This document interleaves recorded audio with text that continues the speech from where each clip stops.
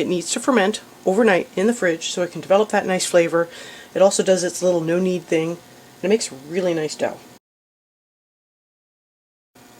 Hello, howdy, and welcome back to another Sourdough Technique Saturday. I'm Kathryn, and I'm the Aerogarden Homesteader. Today, our technique is going to be cold fermenting. So these are yeasted rolls that I like to make. They're kind of a little on the heavy side. They're very, how to put this politely, they're very enriched. But they're called icebox rolls, and the whole point of them is to let them sit in the fridge for at least a 24-hour period so that they develop a nice flavor. And that is also what can be done with sourdough. So I am going to get going. I need to melt some shortening. I need 3/4 of a cup. This is probably going to be a little painful, so I'm going to get this going first. And then once that's going, I will start measuring out dry ingredients. I will probably also add the milk to this so I can get that warming a little bit as well. It's not as crucial that the milk be warm, but yeah, this is going to be really hard to mix in if it's not at least semi-liquid. You can use any solid fat of your choice. So if you want to use coconut oil, go ahead. If you want to use, if you get the butter flavored stuff, go ahead. That's fine. I have used that in the past. I used to use that all the time, but hey, you know what? That's just really expensive. And I didn't feel like it really added a lot to this. Now, these rolls, they do have sugar in them. I think I have already scaled back the amount of sugar that was in the recipe, the original recipe. All I have right now is a, what do you call it, like a handwritten version in my cookbook. So, if you think it's a little too sweet, go ahead and scale it back even more. This really is to personal preference. Now, I think, if I remember correctly, because it's been a little while since I made these, but I think I was able to get about 18 to 20 decent sized rolls from this batch, from the full batch. And it is possible to halve or quarter the batch. I normally will keep the egg. It calls for a whole egg. You can't really half or quarter an egg unless you're using powdered or liquid, but I will just keep the whole egg in and I will omit the water. This would also be a great place to chuck in a little bit of sourdough if you wanted to. So you can get, you know, get some of that used up, and you can also get a little bit of that flavor going too if you like that. But this is a yeasted roll. Okay, I'm going to get this in the microwave. I will probably have to pause the video because the microwave is literally right here, and it's bad enough that we can hear the buzzing lights, but I don't think you need to hear the microwave either. So I'm going to get that melted a bit. It does call for milk. Don't yell at me. I'm using my dry cup to measure liquids. So I'm going to put in 1 cup of milk. This does slow down the melting of the shortening, but I kind of don't care.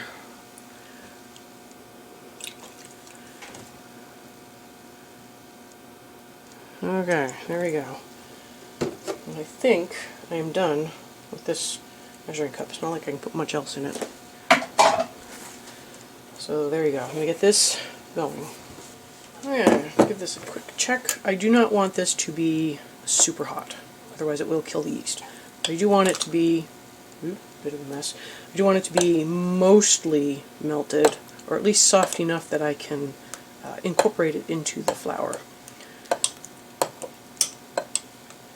Cut this up a little bit. That'll help it not dissolve, but melt a little faster. Let's see. Cup is hot, so hopefully this will just melt on its own.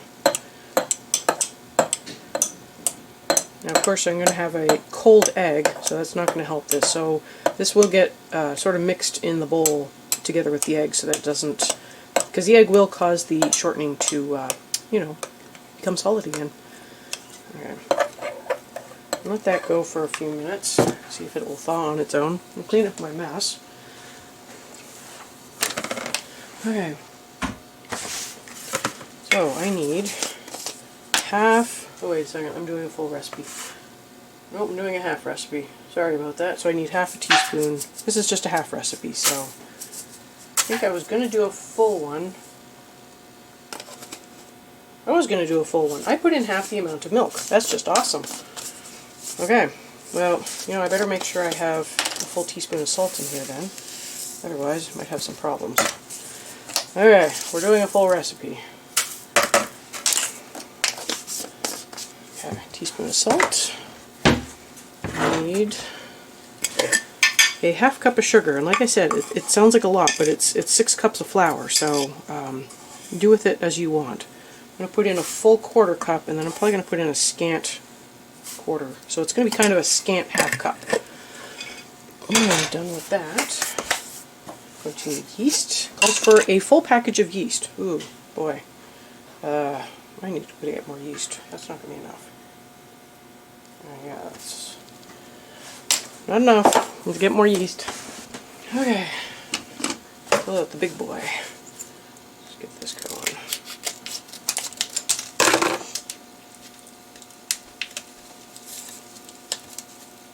Alright, where does that start? There we go. Heard the seal break. Okay. Get out my...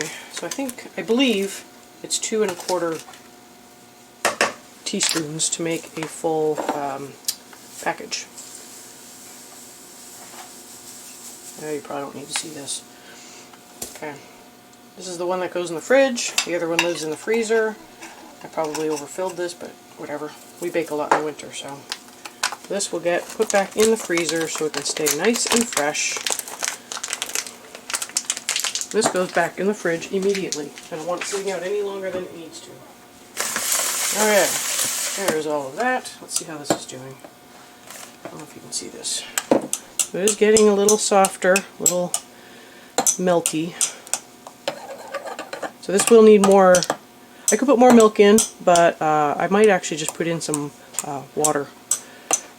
You could put buttermilk powder in if you want that buttermilk flavor, and then just, you know, use the rest as water. Or if you have buttermilk on hand, fresh buttermilk, that would be a great way to use it up as well.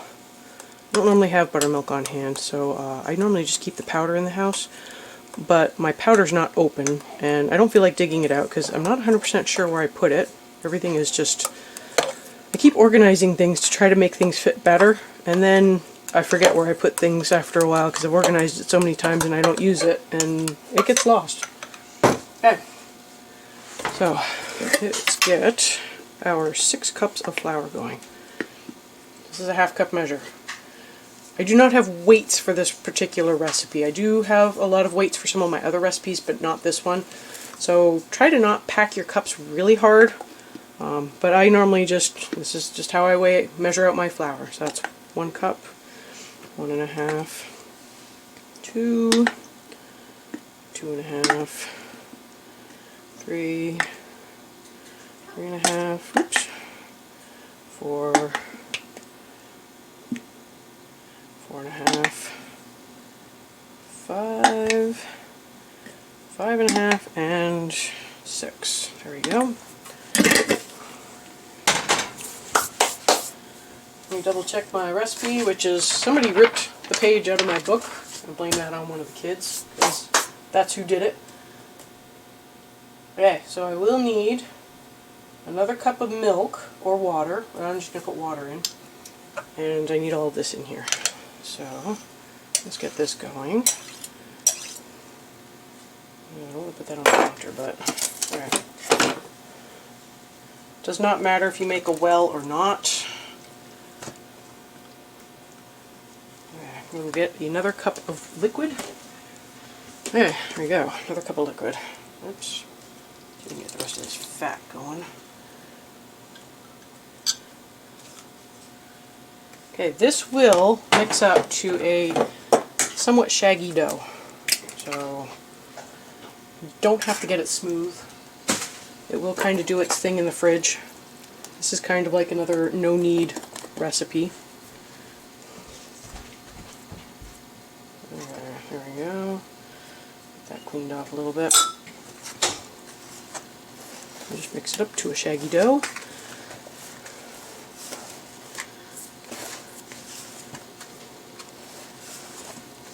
I will make sure I have the recipe in the show notes below.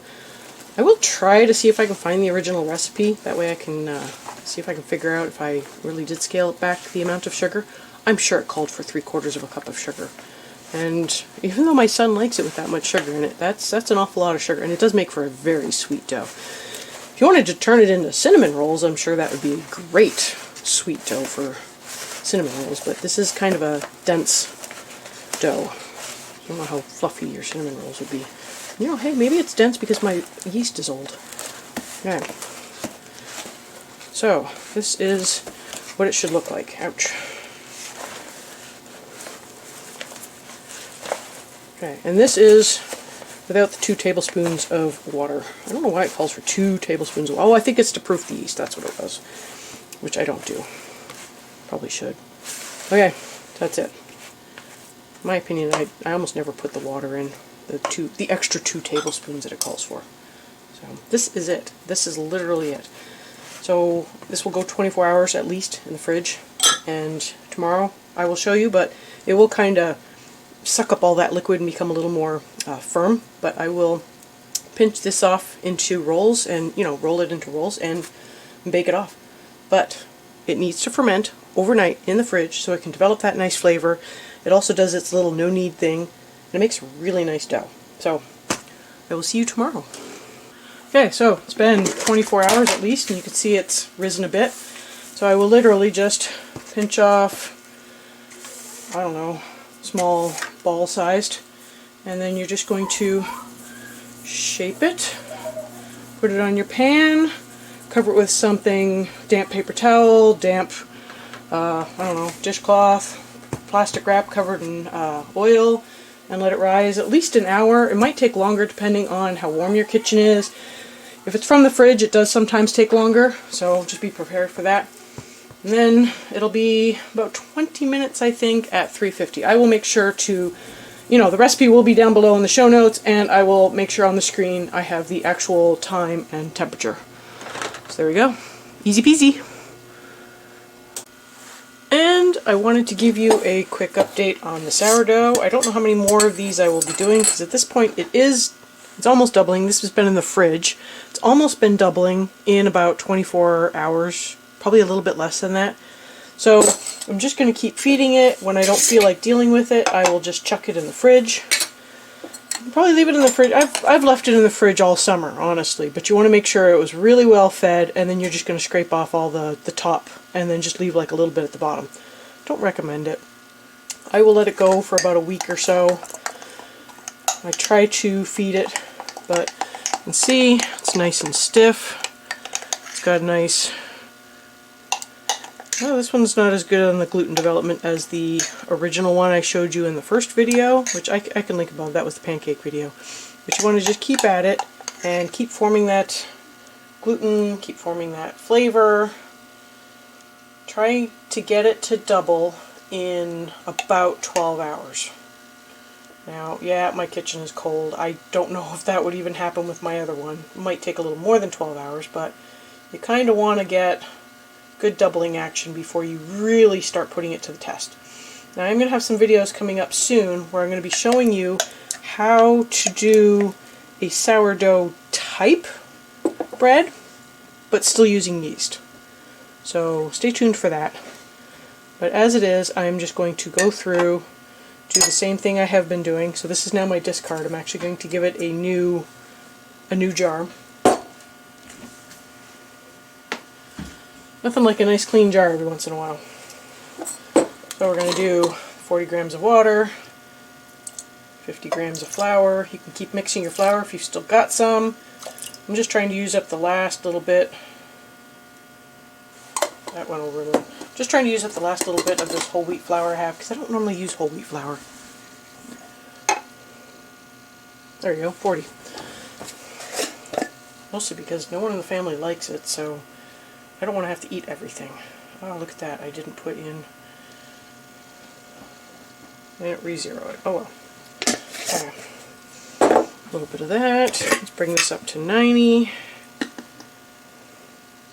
Give it a good stir, and we'll let it go until it doubles. I normally try to go until just before it doubles, because then you're still kind of keeping that sweeter flavor If you go past doubling, it starts falling, and it's definitely going to start getting more sour at that point. So really gear the stages to what you're going to enjoy eating. There we go.